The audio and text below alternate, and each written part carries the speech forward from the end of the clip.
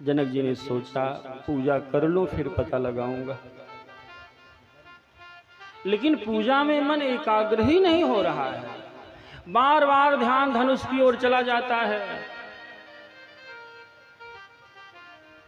सोचा पहले पता लगाऊं उसके बाद पूजा करूंगा।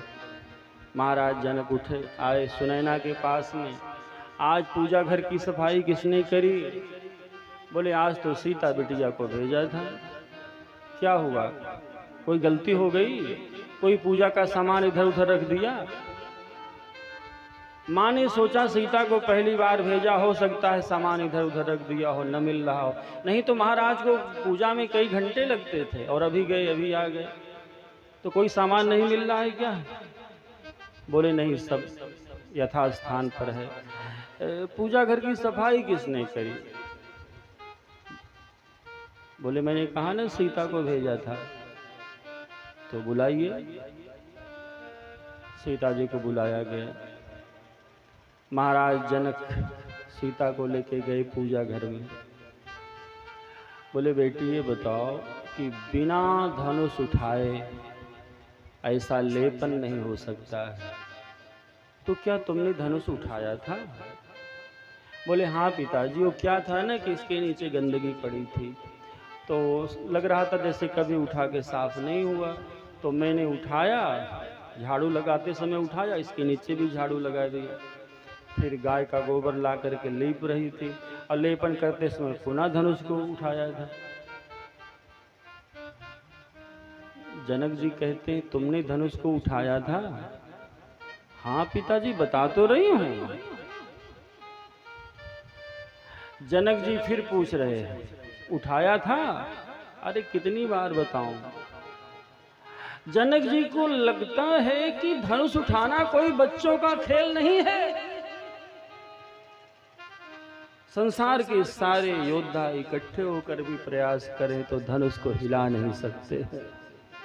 ये कोई बच्चों का खेल नहीं, ये छोटी सी बालिका कैसे उठा सकती है? फिर पूछ रहे हैं तुमने धनुष को उठाया था? सीता जी ने मुस्कुराते हुए कहा पिताजी कितनी बार पूछोगे, उठाया था। देखो अब भी विश्वास नहीं हो रहा है। बोले जब उठाया था तो क्या मेरी आंख के सामने भी उठा सकती हो? हाँ क्यों नहीं। सीता जी गई, बाएं हाथ से धनुष को पकड़ा, उठा के दिखा दिया। जनक जी के तो रोंगटे खड़े हो गए, स्तब्ध, आंखें फटी रह गई। अरे बाएं हाथ से उठा दिया?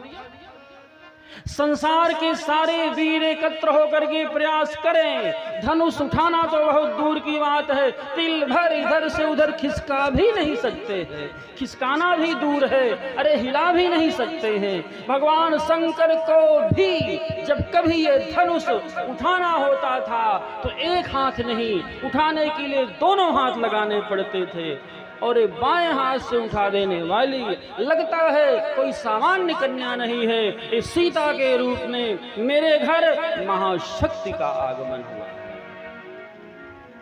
इस सीता महाशक्ति है और जब महाशक्ति इस धरती पर अवतरित हो चुकी है तो वो शक्तिमान भी कहीं न कहीं जरूर अवतार लिया होगा, और परमात्मा कहीं न कहीं जरूर अवतार लिया होगा। अब इस महाशक्ति की सहायता से उस शक्तिमान को ढूंढूंगा, परमात्मा को ढूंढूंगा और उसका दर्शन करके अपने को कृतकृत्य करूंगा, अपना कल्याण करूंगा।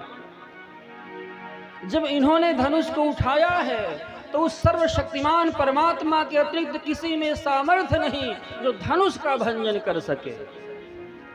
ऐसे खोजने निकलूं, न जाने कहाँ है, किस रूप में है, खोजना मुश्किल है, पहचानना मुश्किल है। मैं पूरी दुनिया में घोषणा करवा दूंगा कि जो धनुष को तोड़ेगा उसी के साथ सीता का विवाह करेंगे। वो जहाँ भी होगा आ जाएगा, और जो धनुष को तोड़ेगा समझूंगा कि वही सर्वशक्तिमान परमात्मा है, उसका दर्शन लाभ लूंगा, आत्म कल्याण करूंगा। तो ये जो महाराज जनक ने सीता स्वयंवर की रचना करी है, इसका मुख्य उद्देश्य सीता का विवाह करना नहीं है, इसका मुख्य उद्देश्य है भगवान को प्राप्त करना है। इसलिए इसको यज्ञ कहा गया, धनुष यज्ञ, इस स्वयंवर को यज्ञ कहा गया। विश्वामित्र ने कहा, राम अब जनक जी के भी यज्ञ की रक्षा करना है, चलो। धनुष यज्ञ सुनी रघुकुल नाथा, हरषि चले मुनिवर के साथ। यज्ञ सुनी रघुकुल नाथा, हरषि चले मुनिवर के साथ। धनुष यज्ञ सुनी रघुकुल नाथा, हरषि चले मुनिवर के साथ। धनुष यज्ञ सुनी रघुकुल नाथा, हरषि चले मुनिवर के साथ। आश्रम एक दीख मग माही, आश्रम एक दीख मग माही। खग मृग जीव जंतु ताह नाही, खग मृग जीव जंतु ताह नाही। पूछा मुनि शिला प्रभु देखी, सकल कथा मुनि कहा विसेखी। पूछा मुनि शिला प्रभु देखी, सकल कथा मुनि कहा विसेखी। धनुष यज्ञ सुनी रघुकुल नाथा, हरषि चले मुनिवर के साथ। धनुष यज्ञ सुनी रघुकुल नाथा, हरषि चले मुनिवर के साथ। हरषि चले मुनिवर के साथ। हरषि चले मुनिवर के साथ। धनुष यज्ञ का नाम सुनते ही विश्वामित्र के साथ राम लक्ष्मण हर्षित होकर चले, और जैसे ही कुछ दूर चले थे, आश्रम एक दीख मगमाही, रास्ते में एक सुंदर सा आश्रम दिखाई दिया। तो भगवान ने विश्वामित्र जी से कहा, बाबा ये आश्रम किसका है? बोले गौतम ऋषि का आश्रम है। तो चलो गौतम बाबा का दर्शन कर लेते हैं, बार बार ऐसा अवसर नहीं मिलेगा। विश्वामित्र जी ने कहा, राघव इस आश्रम में गौतम ऋषि नहीं रहते, तो कोई महात्मा होगा, मिल लेते हैं, आश्रम का दत्त को देख लेते हैं, उसके बाद चलते हैं। बोले कोई महात्मा नहीं रहता, गौतम ऋषि ने इस आश्रम का परित्याग कर दिया है, यहाँ कोई भी नहीं रहता। मनुष्य की छोड़ दीजिए, खग मृग जीव जंतु तहा नहीं,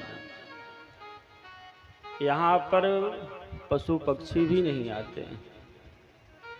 राम जी को आश्चर्य हुआ, ऐसा क्यों? राम ध्यान से देखो, आश्रम के दरवाजे पर एक पत्थर की शिला पड़ी है, देख रहे हो? बोले हाँ गुरुजी, लेकिन इसकी आकृति तो मनुष्य जैसे है, ये क्या है? बोले गौतम ऋषि की पत्नी अहिल्या है। पत्थर की पत्नी? बोले पहले पत्थर नहीं थी, तो पत्थर कैसे बन गई? गौतम नारी श्राप बस उपल देह धरि धीर, चरण कमल रज चाहती, कृपा करो रघुबीर। गौतम नारी श्राप बस, गौतम ऋषि के श्राप से पत्थर बन गई। तो बाबा गौतम ऋषि ने इसको श्राप क्यों दिया? इसका अपराध क्या था? आप इसकी कथा सुनाइए। आपको पता नहीं है? बोले पता होता तो पूछता। तो क्या भगवान को पता नहीं है? भगवान को सब पता है, फिर भी कहते हैं आप इसकी कथा सुनाइए। राम जी ने सोचा कि जो अहिल्या है मेरी परम भक्त है, दिन रात मेरा चिंतन करती रहती है, मेरी भक्त है, और भक्त लोग हमेशा भगवान